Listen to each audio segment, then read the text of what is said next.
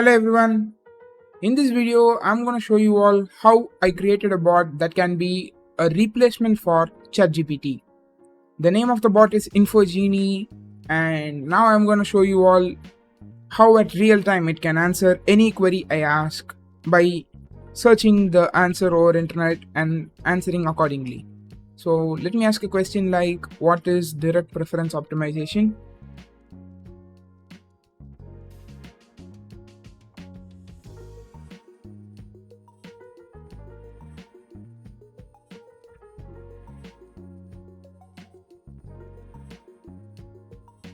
Now, as you can see here, it is giving me answer in real time. Direct preference optimization is a fancy term, maybe a little hard to explain. Imagine you have a box of candles, also you might want to share with the friends, but you want to make sure that each friend gets their favorite candle. So you ask them which all the candies they prefer the most, and then you give them accordingly. This is exactly what direct preference optimization is, and it gave a very good response based on that. So in this video, I'll show you all how you can create this bot as well as deploy for free using Hugging Face Space, or you can do the same with Streamlit Cloud also. Here first we need the .env file, in which I would require the API keys for Google Server API and Groq. For inference, we are going to use Groq Inference Engine. So go and create an account in Groq website and then go into console.groq.com. Your first step is go to this website, click API keys, click create API key, give a name for this. Let's say it is like this. Submit, and then an API will come. You just need to copy it. Okay? I'm just deleting it now, but you should have this key in you. Okay, once it shows, click copy key, because you can't copy it afterwards. So copy it once it shows. So that is your first step. So similarly, we will need Google Server API key as well. Google Server. So here also you'll have 2500 free queries. What and all I'm showing right now, everything is free. So here you can just do a sign in, and from there you can copy your API key. Have these both in a .env file. We need a config file, so let's create a config.py file.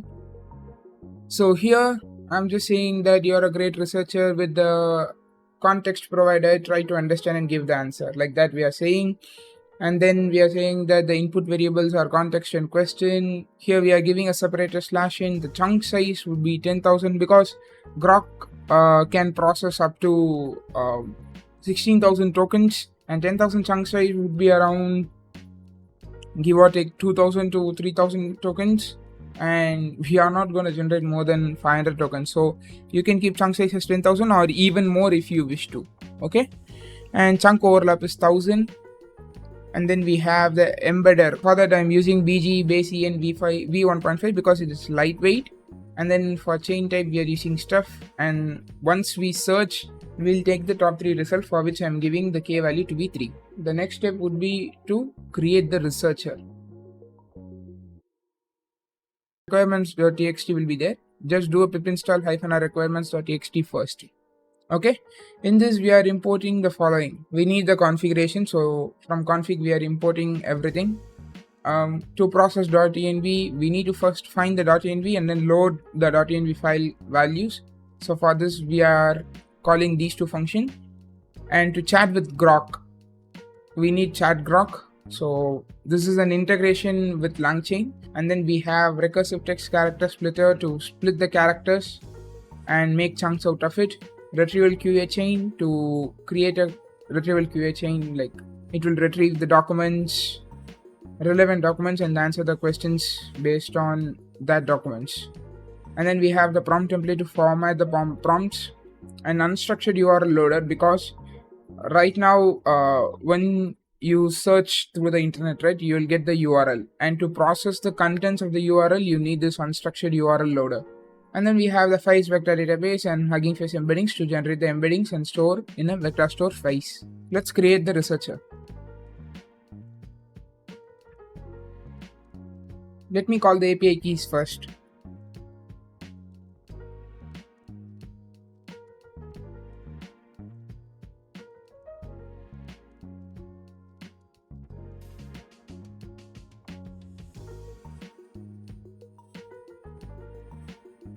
So now the API keys are called. For a retrieval queuing, you will need an LLM, a retriever prompt. Okay. So for that, first we'll create the prompt template.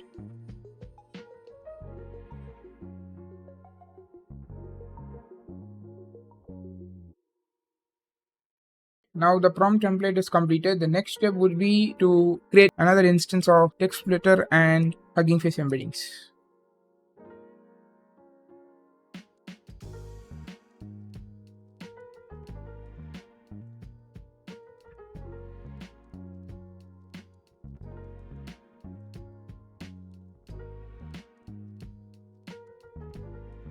The next step for us is we have created a recursive character text splitter which is used to create the chunks where it will separate the lines based on /n, and then for chunk size we are providing it as 10,000 characters, and here it will chunk it with an overlapping of 1000, which means first 10,000 characters will be chunked, and then from 9,000 to 19,000 it will be chunked, and then 19,000 to 28,000. That 1000 overlap will be there to retain some kind of a context. Okay, and then next we have Hugging Face embeddings, in which we are passing the model name as embedder. Here embedder we had it as bg base en, that is being passed, and then we are saying that the model should run on CPU. Next we need to initialize our LLM. Right now Groq provides multiple options for models like Mixtral, Gemma 7B, and then Llama 270 billion, which you can see in their documentation, but right now we are going to use Mixtral.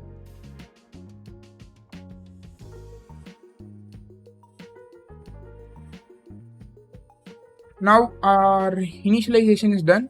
So the first step for us would be to get the URL. Let me create a normal function now known as def research.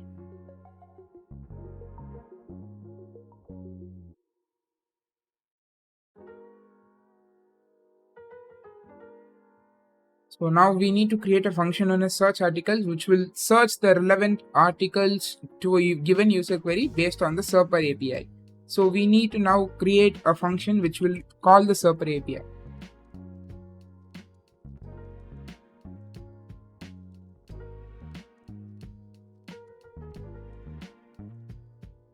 For this, I have taken this from their official documentation itself, where you are giving your post request to post your question and then get the answer based on that. For this, the base URL is google.surper.dev/search, and here you are creating a JSON input where you're saying that the queue, that is what they have kept it as the key for question in Surper. So queue for question, and the header for API will have the API key and the content type. All are provided as a post request, and then you'll get the response as JSON, which will have the URL. So let me show how it will look like. You will get results from these kind of structure actually. Okay, you'll get your search parameter, you'll get the knowledge graph. We are least interested in those. All we are interested in this is the organic, okay, in which only there will be links for us to extract. Okay, so we'll get the links from here, and then we'll just try to go into those, and then we'll extract those content. Okay, now the first step of us searching the articles is done. The next step for us would be to extract the contents from these articles. For that you will need a URL, because right now you have this response. Okay, so from this you will need the URLs first, and then only you can get the contents, right? So first let's write a function for getting the URLs, and then we'll get the content from those URLs.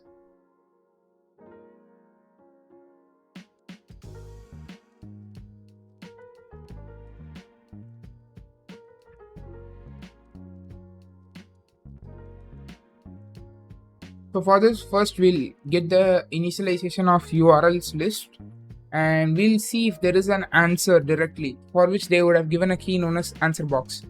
So we'll take that link if that is available, and then what we'll do is we'll go through a for loop to pass through those organic which I showed you now and values. Okay,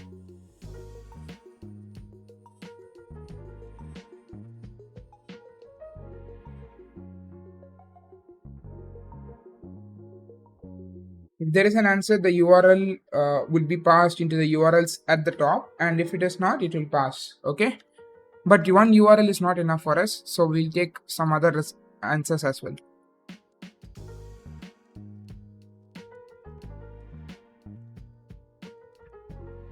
So here you can see I'm taking a maximum of 3 articles from the response. But if you think like 3 articles is not enough, then you can also go for 5. But as long as you are increasing it, the vector store creation part also will increase. Okay, the time for the vector store creation, because we'll create the vector store at runtime, so that will also increase. Please keep that in mind.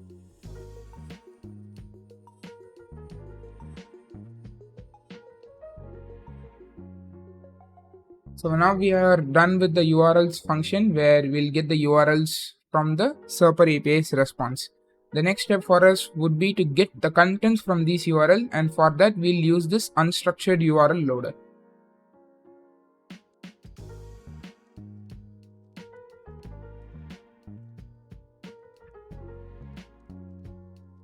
So in here we'll load the URL loader first, and then we'll load the documents. That's all. Okay.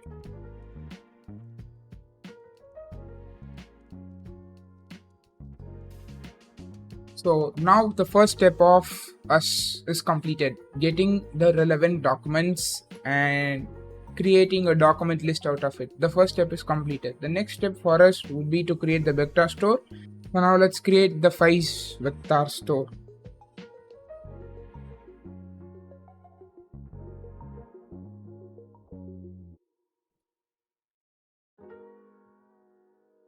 So for this we are taking the research content, which be of the form of document, list of documents, which is LangChain document. Okay, so here first what we'll do is we'll split the document.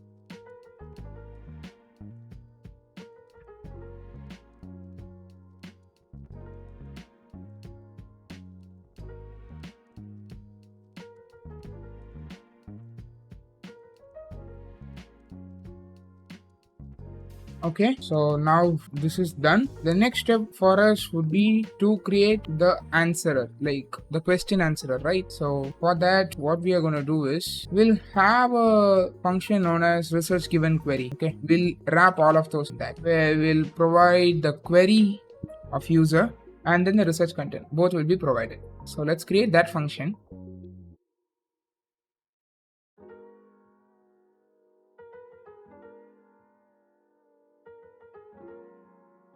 And first here we'll call the vector store creation. Okay, so for a given query, first a vector store will be created.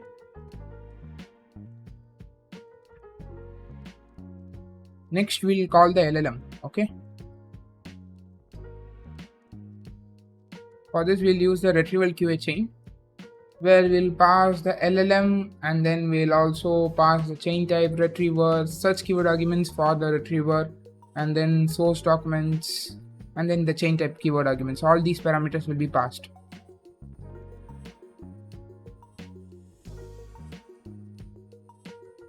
So here what happens is, in this retrieval QA.from chain type, what happens is, first in this chain the prompt will be created by using the prompt template, and then what happens is this prompt will be used for retrieval, where the given query will be computed with the embeddings, and then it will be performing a cosine similarity against the documents which we created in the files vector store, and then it will take the relevant documents, and all of those would be combined, and that would be passed to the LLMs. And how to combine would be stuff. Okay, it will be like one after another, everything will be combined, and then it will be passed to the LLMs, and an LLM will be answering the query. Okay, so this is how this retrieval QA chain works. How we'll get the answer. Now your bot is ready.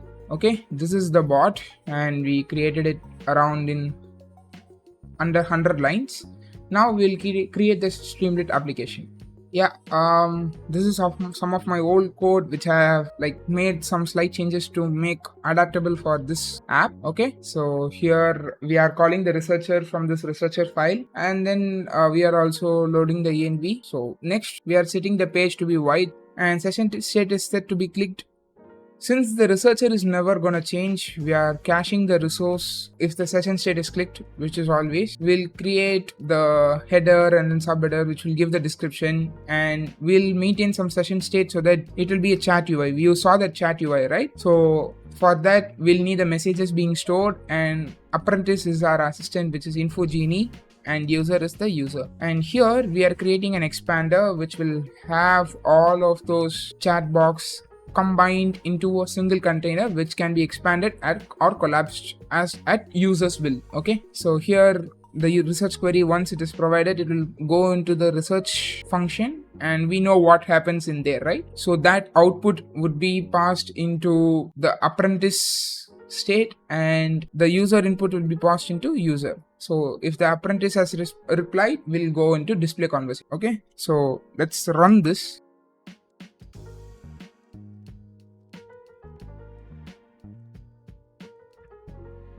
So let's see if it is actually working in real time, because for IPL 2024 it will work in real time. Okay, so it is showing me some other thing. Len off. Okay. Yeah guys, I made some changes in the file.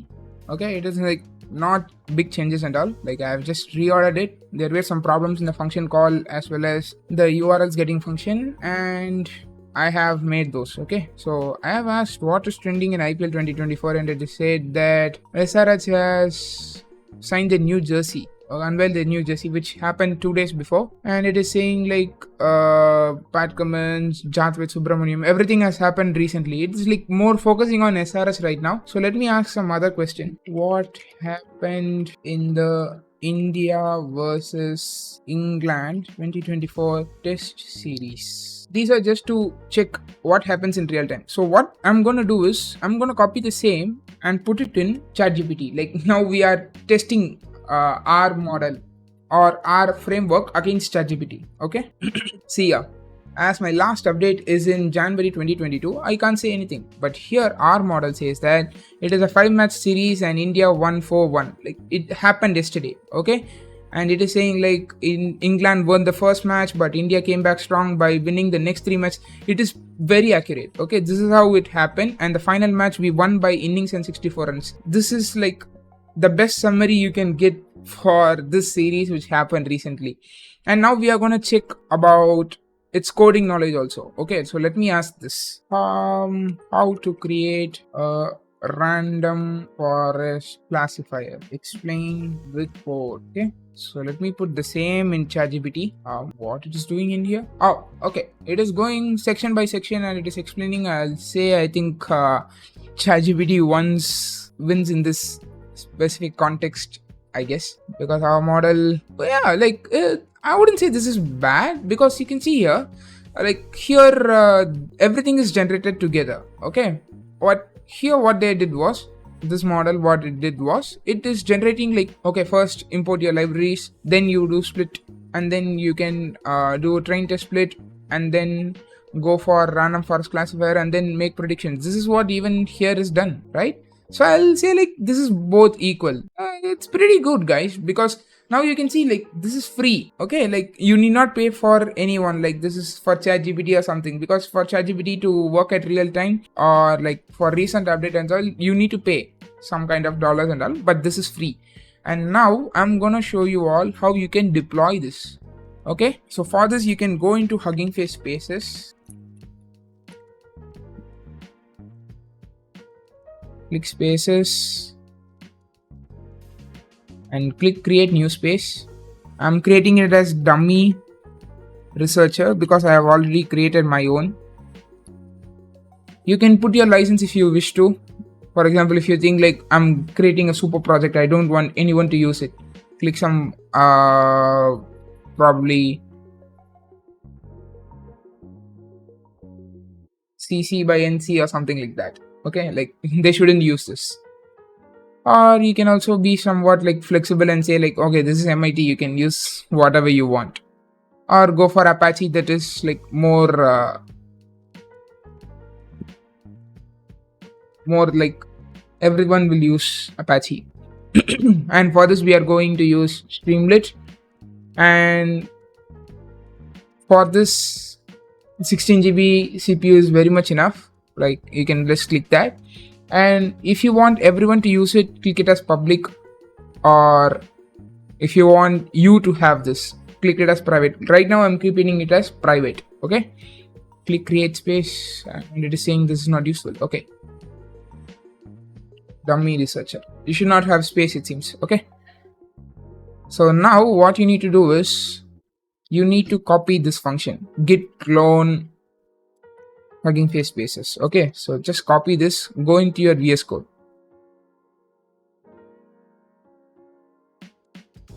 I'm just gonna cut this. As you can see here debugging is done. Okay, create a new cell.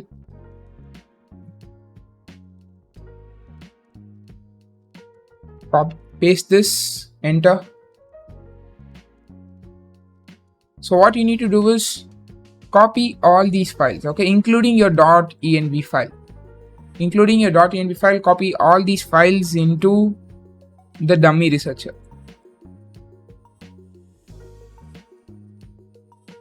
Okay, so once that is done, what you need to do is do a cd dummy researcher, and then it is normal git. Okay, you just remove the dummy. Don't remove this dummy researchers readme. Okay, this is very important, so don't remove this. Make sure that it is in the same structure. So do git add dot, and then git commit probably researcher done message.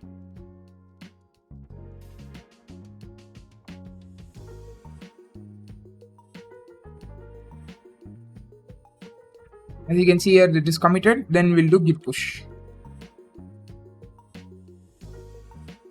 And yeah, you are done.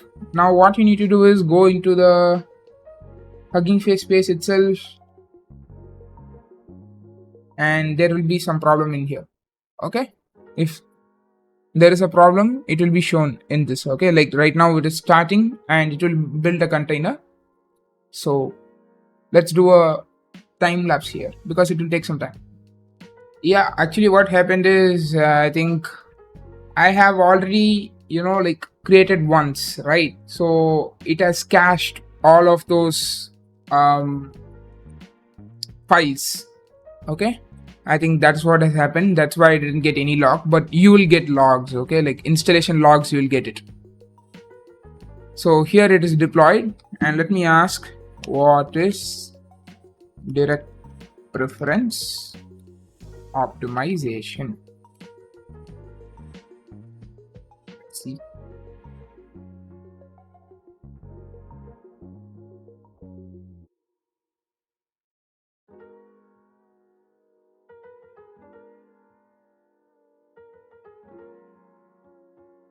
Yeah guys, now you have your own bot which can answer any of your query which you ask in the world from 1950 till 2024, or rather the day to day. Okay, so and that is how you deploy. And what you can do is you can just copy this URL. Obviously you need to keep it public, and then send it to your friends and everyone can use it.